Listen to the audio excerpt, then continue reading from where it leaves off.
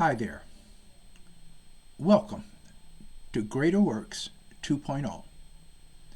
Today I want to begin a sermon series entitled Will Truth Prevail? Standing Firm in Spite of the Noise. Our scripture coming out of Proverbs chapter 12, verse 19, where it says, "The lips of truth shall be established forever, but a lying tongue is but for a moment." There once was a time you could believe what you saw with your own eyes, but not today. Today, because of digital manipulation, AI-generated content, and declining trust in the media, the lines between reality and fabrication have been blurred. We're wired to trust our eyes, but that trust has been exploited. What we see is no longer a guarantee to be true. Therefore, truth is being traded for convenience, comfort, and control. We live in a nation where chaos is normalized, calling evil good and good evil. We've traded righteousness for relevance, and that which is morally right is mocked, where the noise is louder than the voice, where algorithms shape belief more than scripture, where people say you have the right to live your truth, but reject the truth that sets us free. But here's the question that heaven is asking. Will truth prevail? Not just in culture, but in you, in your decisions, in your devotion. Because when God shakes a nation, the shaking is divine. The exposure elevates what's true. It's not just to expose the lie, it's to awaken the remnant, to call back his people to the altar, to restore what has been compromised. So today, we're not just asking a question. We're issuing a call to stand when the world bows to fear, a call to build when others break under pressure, to trust when the ground beneath trembles, a call to burn brighter, not blend in, to speak truth to power, not echo noise, to be fully devoted, not partially committed. The question today is this: will truth survive when the world trades righteousness for deception? The answer, emphatically, is yes.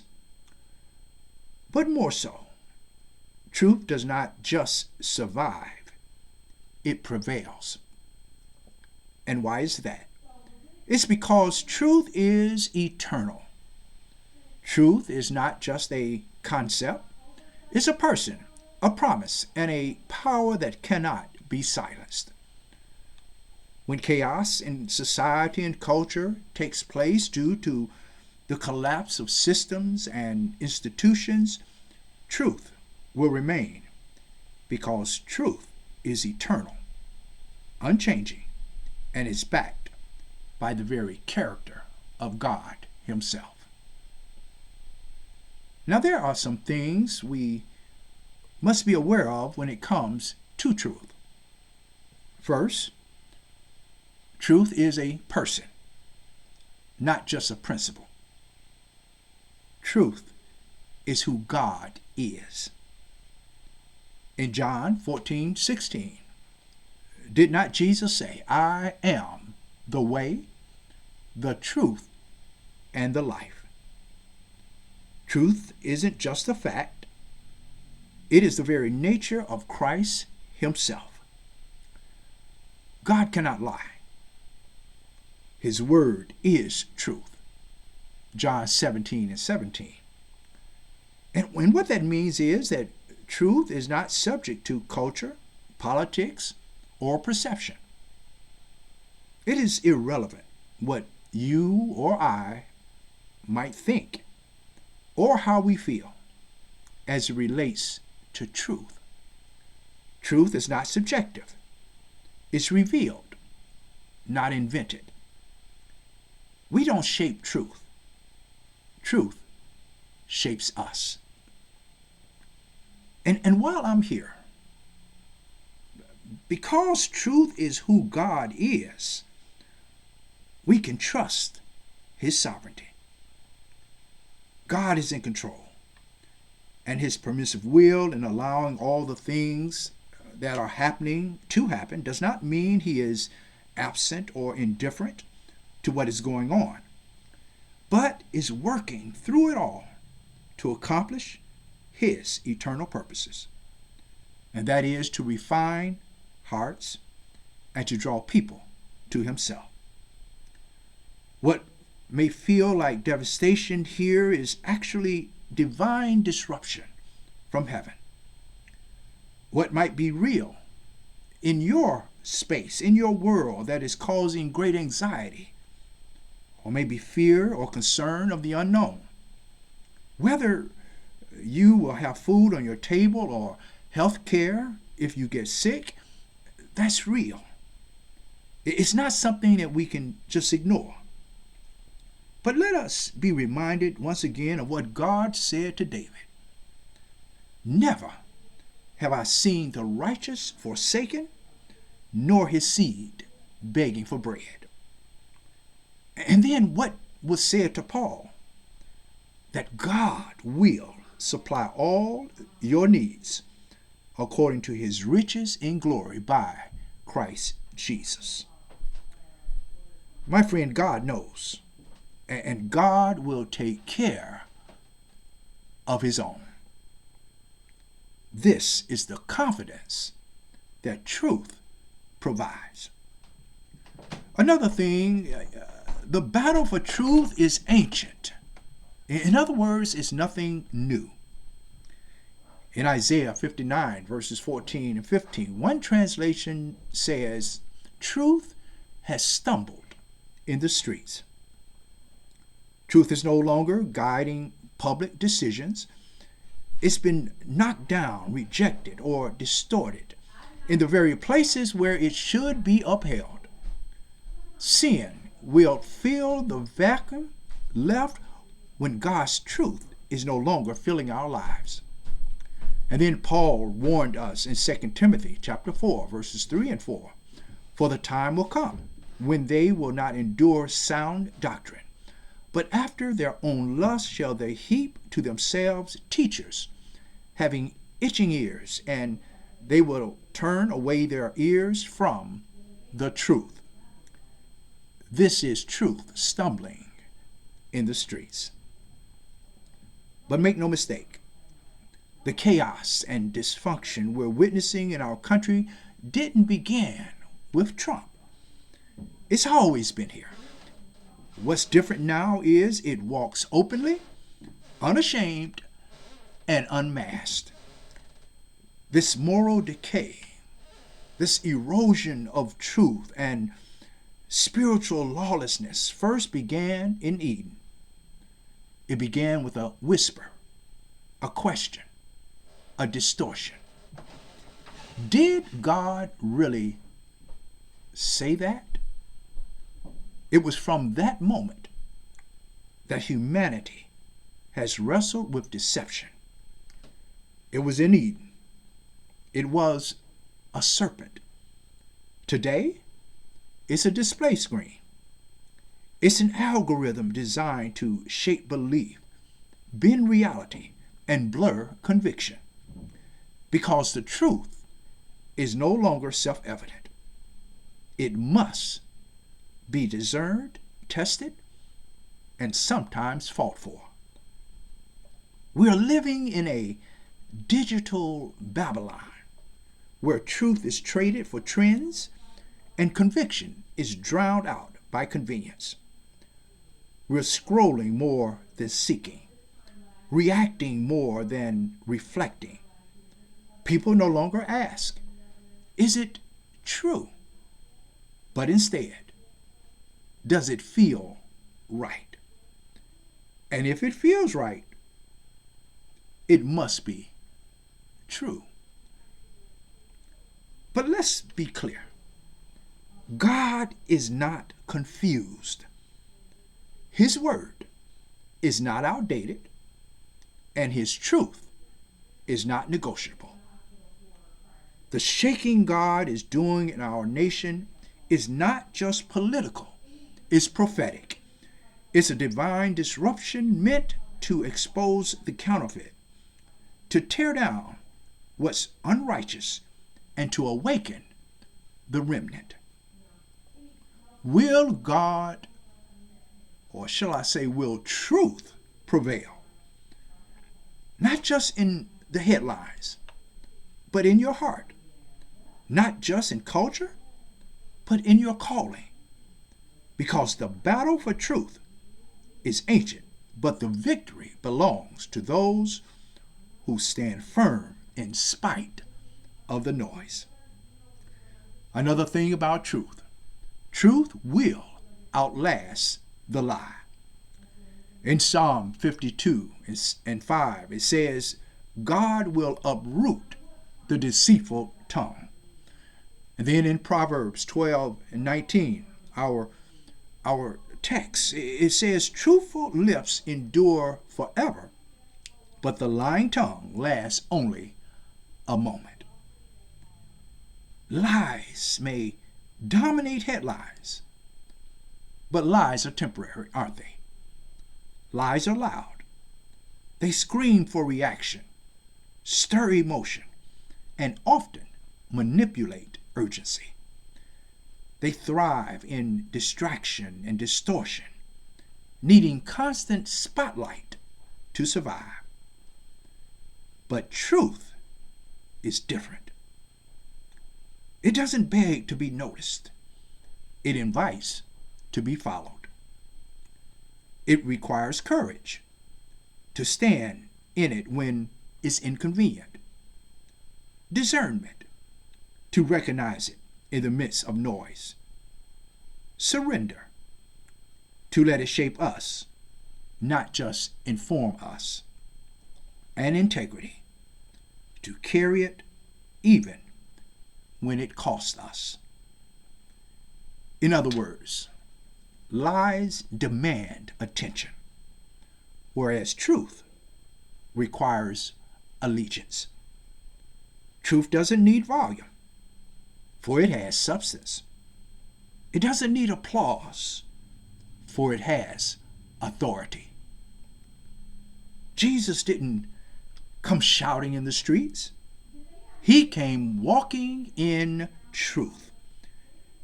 And when Pilate asked Jesus, what is truth? He didn't realize that it was truth standing right in front of him. So in a world of noise, choose the whisper of truth. In a culture of spin, anchor yourself in the Word of God. Because when the shaking comes, only truth will remain. And then truth bears fruit in time. In Galatians chapter 6, verse 9, it says, let us be not weary in well-doing, for in due season we shall reap if we faint not. Truth is never lost. It's planted. It may be buried beneath distortion, delay, and denial, but it waits in the soil of God's timing. And if we don't faint, if we keep sowing, truth will rise, not just to be seen, but to bear fruit. In its season, It will speak. It will stand. It will reap what was sown in faith. It breaks through the dirt. It defies the darkness, and it reaches for the light. Lies are loud and immediate. Truth is quiet and eternal. Lies bloom fast, but they wither. Truth takes root, and it remains. Jesus said in John chapter 12, verse 24, unless a grain of wheat falls into the ground and dies, it remains alone. But if it dies, it produces much grain. Now that's truth. It may look dead, it may be buried, but it's working beneath the surface. And when it rises, it multiplies. So my friend, don't panic when truth is buried. Don't lose heart when culture calls lies wisdom, or day, night, or night, day. When truth is not trending, it's transforming. And in due season, it will bear fruit that cannot be denied. And then truth will prevail because it liberates and restores. Lies enslave us, doesn't it? Lies bind us to shame, confusion. But truth, God's truth, sets us free. Truth doesn't just win, it heals. It breaks chains. It exposes injustice. It restores identity. It doesn't just correct, it resurrects. It doesn't just confront, it comforts.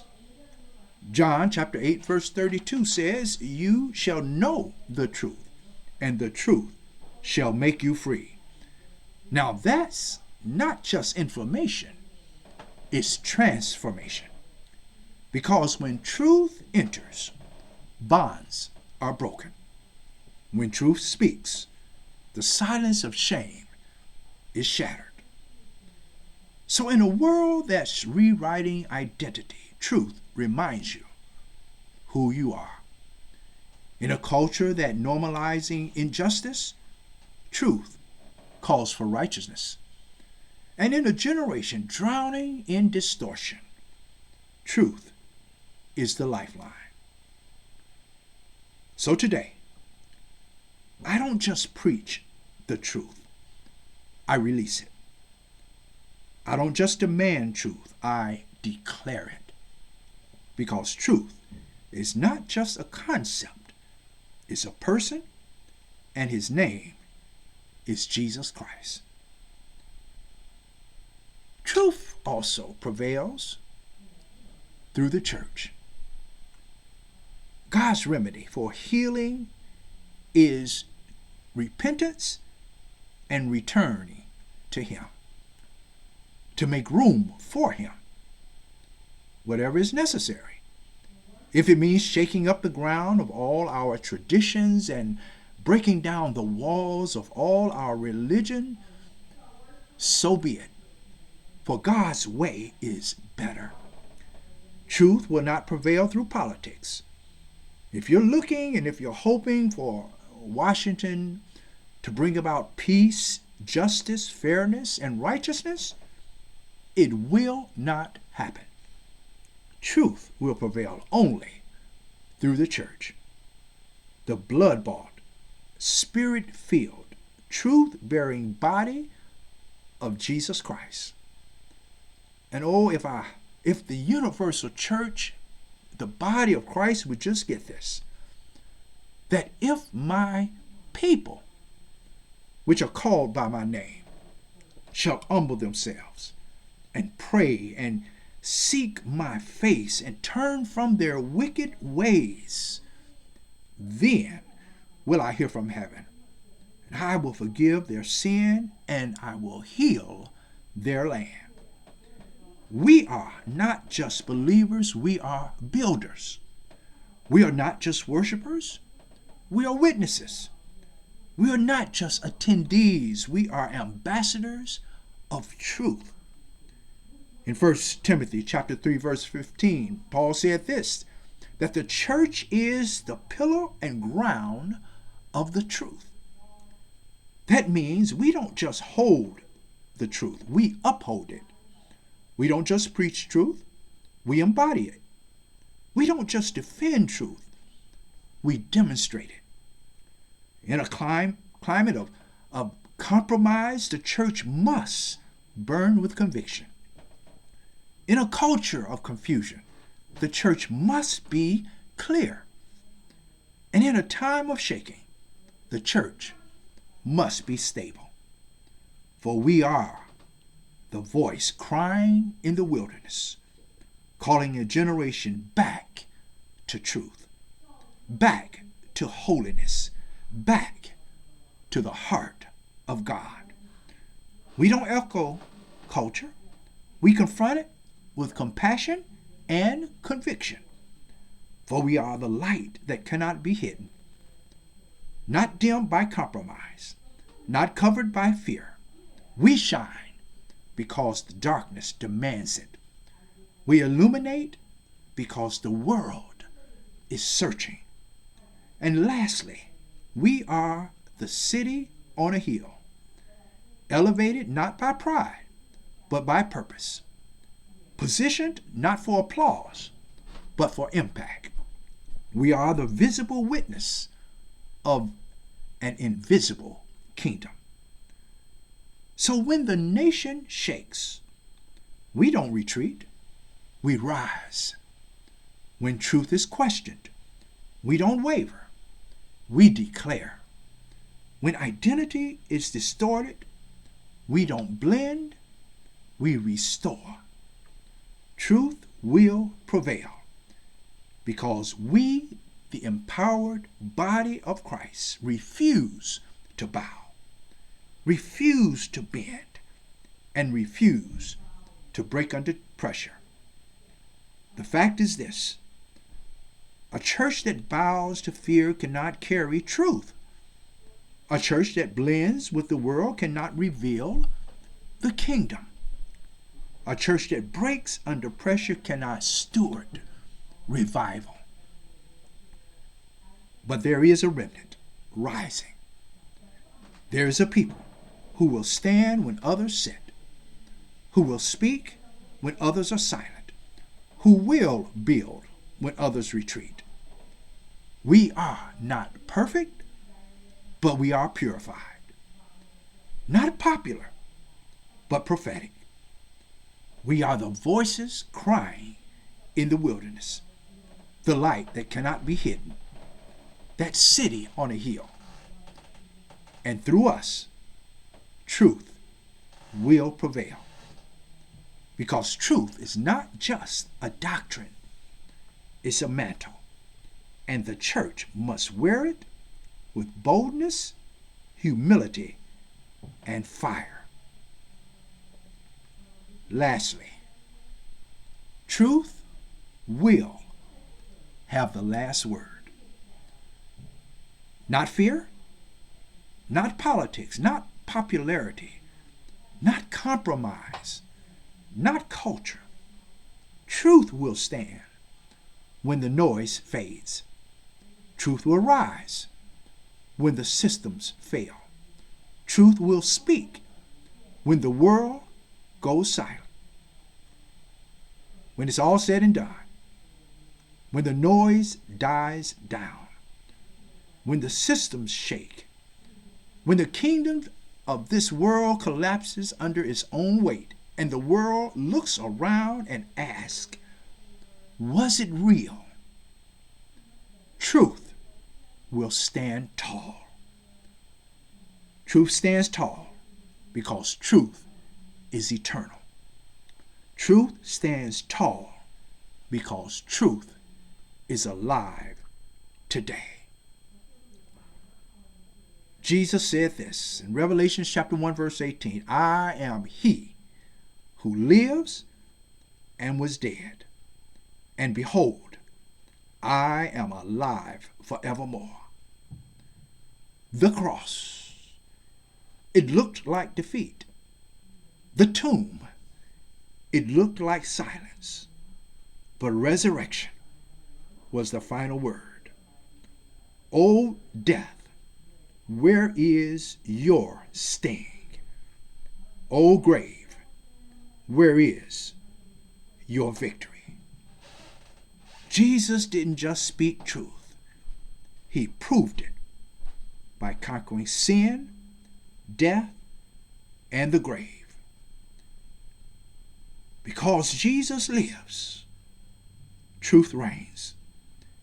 And because truth reigns, we can speak boldly, live freely, and trust fully. So yes, truth will prevail. Not because it's popular, but because it's eternal.